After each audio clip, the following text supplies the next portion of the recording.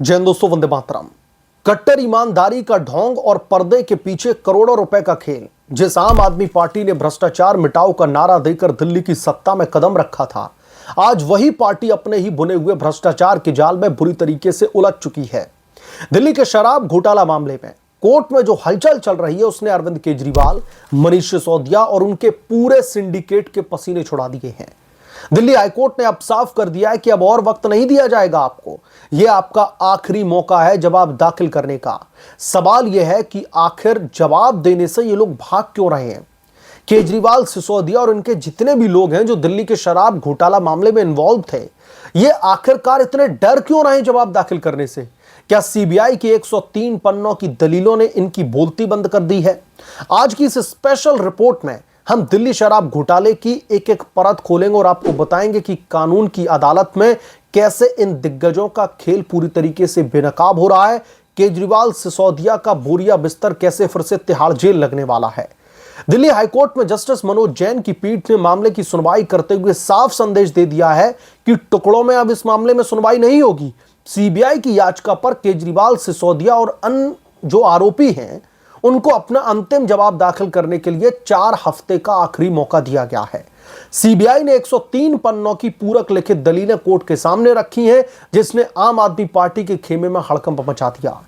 आरोपी पक्ष की तरफ से हमेशा की तरह समय दीजिए, वक्त कम है का पुराना राग लापा गया कोर्ट के सामने। लेकिन दिल्ली हाईकोर्ट ने सख्त रुख अपनाते हुए स्पष्ट कर दिया है कि 5 अक्टूबर से इस मामले में सीबीआई की दलीलों पर सीधे तौर पर विस्तृत सुनवाई की जाएगी।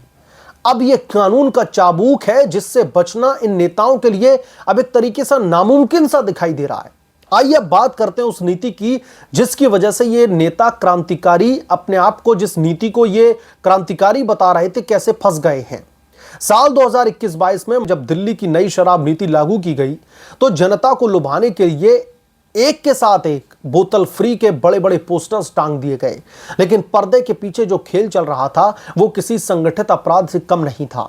आरोप है कि इस नीति को इस तरीके से ड्राफ्ट किया गया था कि चुनिंदा शराब कारोबारियों को सीधे फायदा पहुंचे। होलसेलर्स का प्रॉफिट मार्जिन 5% से बढ़ाकर के सीधा 12% कर दिया गया। अब आप लोग सोचिए ऐसा क्यों किया गया? क्योंकि जांच एजेंसियों के मुताबिक इसी 12% में से 6% कटबैक या फिर रिश्वत के तौर पर सीधे आम आदमी पार्टी के जो तमाम बड़े नेता हैं उनके करीबियों तक पहुंचाया गया। यही नहीं, इस पूरे नेटवर्क में साउथ ग्रुप जैसे बड़े बड़े सिंडिकेट को भी शामिल किया गया था, जिन्होंने करोड़ों रुपए एडवांस रिश्वत के रूप में दिए और इसी पैसे का इस्तेमाल गोवा और अन्य राज्यों के चुनाव में किया गया। जब इस मामले की गंध फैली और एलजी ने सीबीआई जांच के आदेश दिए तो हड़बड़ी में रातों रात इस नीति को वापस ले लिया गया। अगर आपकी नीति इतनी ही साफ थी तो जांच बैठते ही से वापस क्यों लिया गया? इसका जवाब आज तक अरविंद केजरीवाल या फिर मनीष सिसोदिया नहीं दे पाए हैं। अब बात करते हैं कानूनी दांवपेच की। निचली अदालत में जब शुरुआत में राहत की बात आई तो आम आदमी पार्टी ने ढोल नगाड़े बजाकर के जश्न मनाना शुरू कर दिया कि हम तो कट्टर ईमानदार हैं भाई, हमें क्लीन चिट मिल गई है। लेकिन सच्चाई तो यह है कि यह मामला कभी खत्म ही नहीं हुआ था। सीबीआई तुरंत इस फैसले के खिलाफ में दिल्ली हाईकोर्ट पहुंचती है। एजेंसी का कहना है कि जांच के कई अहम पहलुओं और सबूतों को सही ढंग से देखा नहीं गया।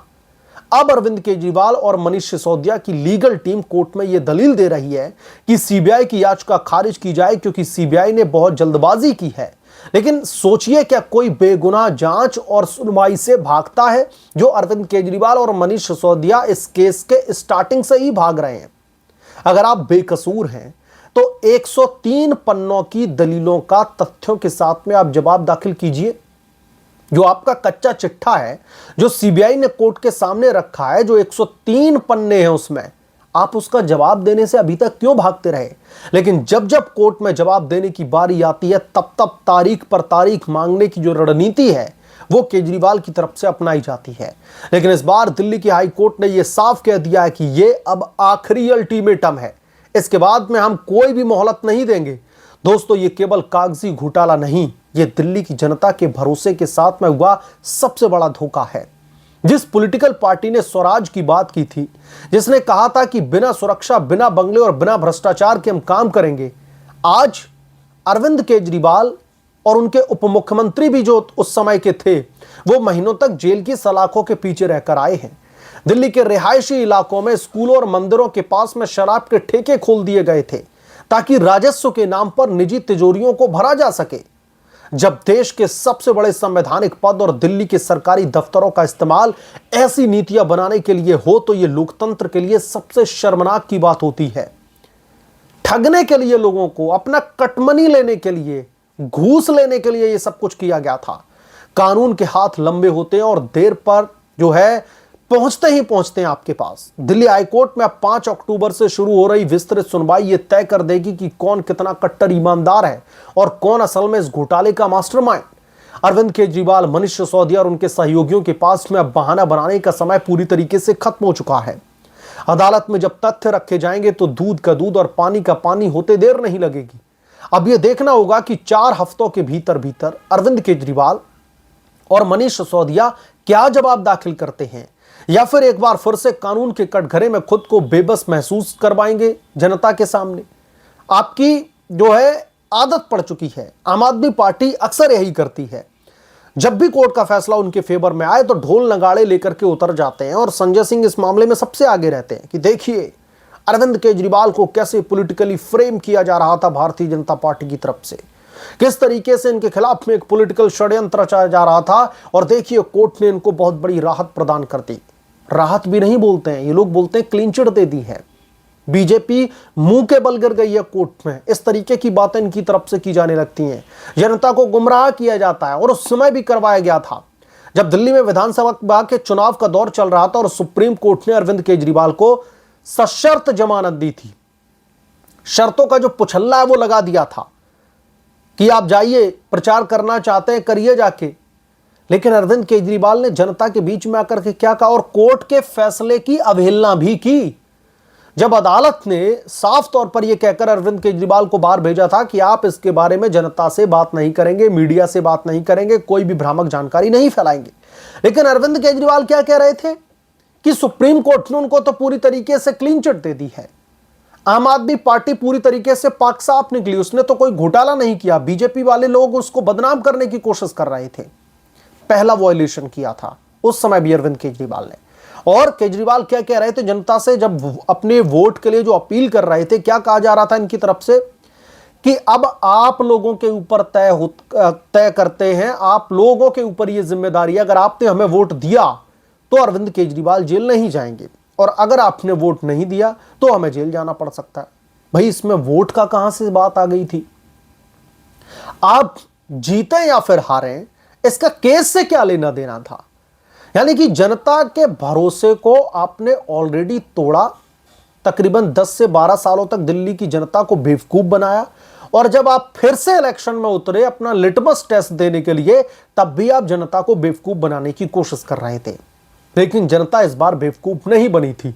जनता को पता था कि आप जो स्वराज का नाम लेकर के, जनता के हितों का नाम लेकर के जो दिल्ली की राजनीति में आपने एंट्री मारी है, सत्ता का सुख भोगना शुरू कर दिया, बड़ी बड़ी गाड़ियां ले ली, बड़े बड़े बंगले बनवा लिए, अब वो अरविंद केजरीवाल आप नहीं रहे। अब आप घोटाले में, भ्रष्टाचार में आप गर्दन तक डूबे हुए हैं, और जो घोटालेबाज नेताओं की जो फेहरिस्त है उस कतार में आप सबसे आगे लगे हुए हैं। ये जनता समझ चुकी थी।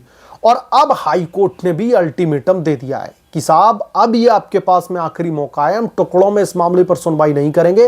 अब आप जवाब दाखिल कीजिए, और हम जो 103 पन्नों की जो रिपोर्ट सौंपी गई है सीबीआई की तरफ से, उन तमाम पहलुओं के आपको, उन तमाम सबूतों के आपको जवाब देने पड़ेंगे कि यह सब कुछ क्या चल रहा था। बहरहाल इस मामले पर आप क्या सोचते हैं, आपकी क्या राय है, हमें कमेंट करके जरूर बताएं। जल्द मिलूंगा किसी दूसरे बड़े अपडेट के साथ में, तब तक के लिए धन्यवाद। अगर आप लोग चैनल पर नए हैं तो प्लीज चैनल को सब्सक्राइब करें, साइड बने बेल आइकन को जरूर प्रेस कर लें, ताकि जब भी मैं कोई बड़ी खबर लेकर के आऊं तो इसकी जानकारी सबसे पहले आपको मिले।